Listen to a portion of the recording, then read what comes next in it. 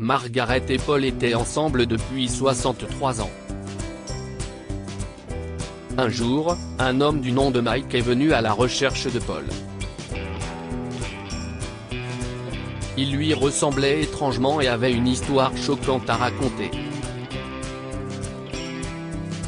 Margaret a été stupéfaite et a pris une décision surprenante. Bonjour. Est-ce la maison de Paul Richards ? Demande l'homme d'une trentaine d'années lorsque Margaret ouvre la porte. Elle avait plus de 80 ans et Paul Richards était son mari depuis 63 ans. Naturellement, elle a hoché la tête en souriant à l'homme. Oui, si est bien ici. Qui êtes-vous ? Demande-t-elle avec un sourire poli. Vous devez être Margaret, sa femme, n'est-ce pas ? Je m'appelle Mike et je cherche votre mari. J'ai quelque chose d'urgent à lui dire. Puis-je entrer ? A demandé l'homme.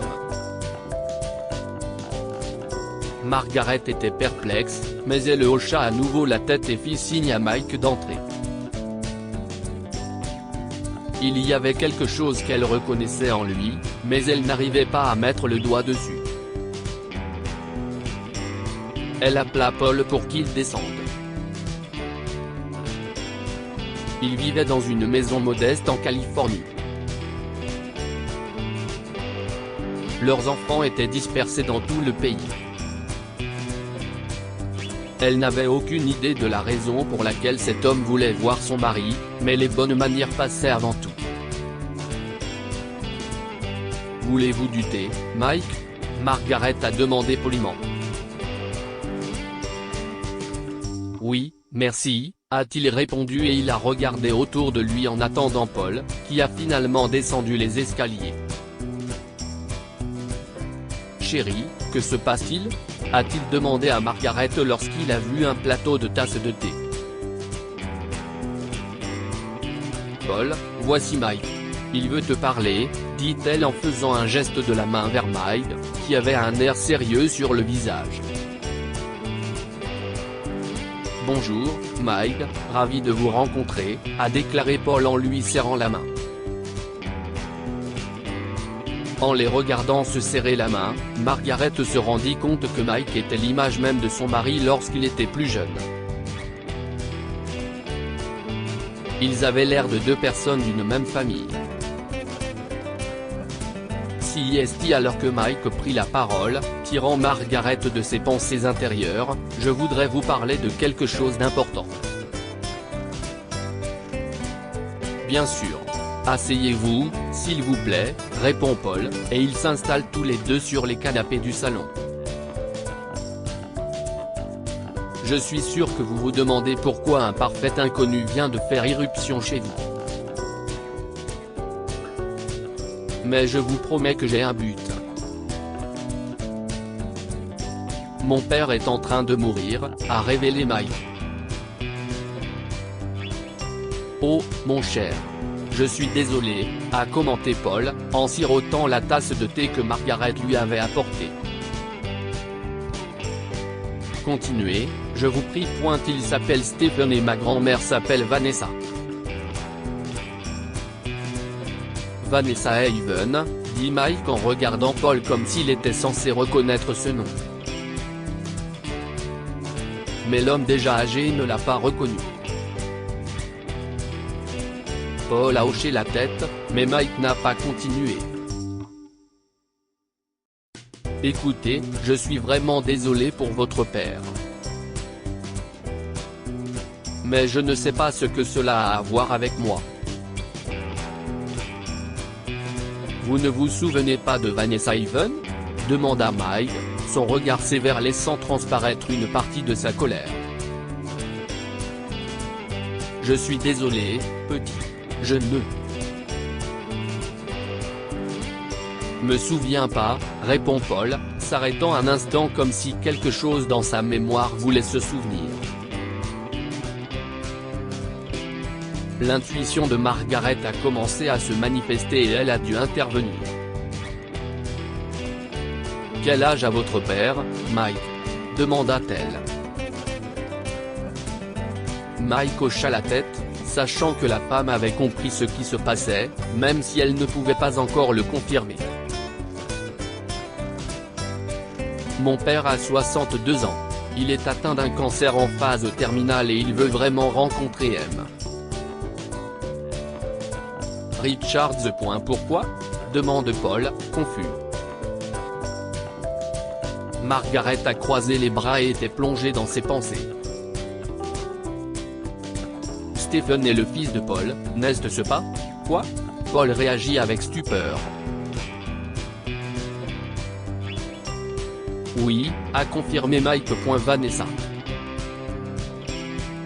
Paul a marmonné. Oh mon Dieu.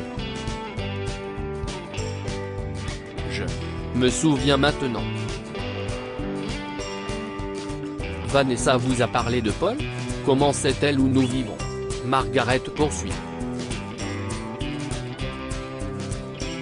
En fait, non. Grand-mère n'a jamais voulu qu'on en parle. Elle n'a même jamais parlé à papa de M. Richards. J'ai engagé un détective privé pour le retrouver parce qu'il m'a demandé de le rencontrer. Il veut rencontrer son père avant de mourir, explique Mike en regardant Paul, qui semble rester bouche bée. Paul, tu comprends maintenant ? Margaret a demandé, commençant à se fâcher que son mari soit si silencieux et agisse avec autant de stupidité. Margaret, s'il te plaît. Il a trébuché sur ces mots. Tu m'as trompé ? Parce qu'il n'y a pas d'autre moyen d'avoir un fils plus jeune que notre mariage, a exigé Margaret. Oui. Ce n'était qu'une fois. C'était une erreur. Je l'ai regretté immédiatement. Mais Jen avait fini, a finalement révélé Paul. Et savais-tu que tu l'avais mise enceinte ? Oui, dit-il en baissant la tête de honte. Dieu, a respiré Margaret, et elle a pris une décision. D'accord, Mike. Paul ira rendre visite à Stephen parce que si est la bonne chose à faire après toutes ces années. Merci. Si est tout ce que je voulais, dit Mike en se levant et en les remerciant encore une fois avant de quitter leur maison. Après son départ, Paul a révélé plus de détails sur sa liaison et comment Vanessa est venue le voir quand elle s'est rendue compte qu'elle était enceinte, mais il lui a donné de l'argent et lui a dit de disparaître de sa vie. Margaret était choquée. Elle ne pouvait pas croire qu'il avait été insensible au point de la tromper et d'abandonner son enfant. Il n'était pas l'homme qu'elle pensait avoir épousé. Ils se sont disputés à plusieurs reprises au cours des jours suivants et elle ne pouvait plus. Elle a demandé le divorce et tout le monde était sous le choc. Ses enfants lui ont dit de ne pas divorcer, même lorsqu'ils ont appris ce que leur père avait fait. Même son avocate lui a dit qu'elle avait agi de manière un peu irréfléchie. Madame Richards, vous êtes ensemble depuis 6 décennies.